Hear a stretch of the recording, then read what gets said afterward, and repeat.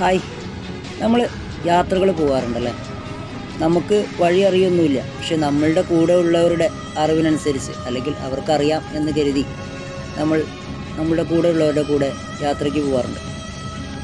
അങ്ങനെ പോകുമ്പോൾ കഴിയുമെങ്കിൽ നമ്മൾ എങ്ങോട്ടാണോ യാത്ര പോകുന്നത് അങ്ങോട്ടുള്ള വഴിയൊന്ന് മനസ്സിലാക്കി വയ്ക്കുന്നത് നല്ലതായിരിക്കും.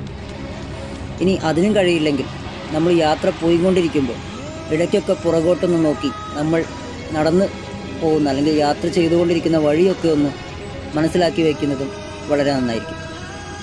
ഇടയ്ക്ക് വെച്ച് എപ്പോഴെങ്കിലും ഈ യാത്രയൊന്ന് അവസാനിപ്പിച്ച് തിരിഞ്ഞു നടക്കണം എന്ന് നമുക്ക് തോന്നിയാൽ അത് ഉപകാരപ്പെടും.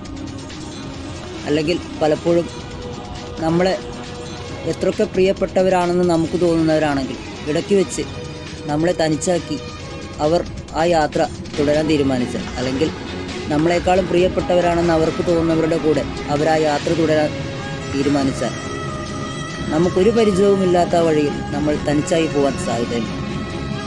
അങ്ങനെ തനിച്ചായി പോകുമ്പോൾ അല്ലെങ്കിൽ ആ യാത്ര തനിച്ച് നമുക്ക് യാത്ര ചെയ്യാൻ നമ്മൾ മനസ്സിലാക്കി വെച്ച ആ വഴി നമുക്ക് ഉപകാരപ്പെടും. അല്ലെങ്കിൽ ആ യാത്ര തിരിഞ്ഞു നടക്കാൻ നമ്മൾ ഓർമ്മിച്ച് വെച്ച വഴി നമുക്ക് ഉപകാരപ്പെടും. ആരുമില്ലാത്തയിടങ്ങളിൽ പെട്ടെന്നൊരു ദിവസം അല്ലെങ്കിൽ പെട്ടെന്നൊരു സമയം തനിച്ചായി പോകുന്നതിൻ്റെ സങ്കടം അതനുഭവിച്ചവർക്കേ മനസ്സിലാവും. അല്ലാത്തവർക്ക് ഇങ്ങനെ കേട്ടിരിക്കാനുള്ളൊരു കഥയോ അല്ലെങ്കിൽ ഇങ്ങനെ പറഞ്ഞു തീർക്കാനുള്ളൊരു കണ്ടൻറ്റോ മാത്രമായിരിക്കും.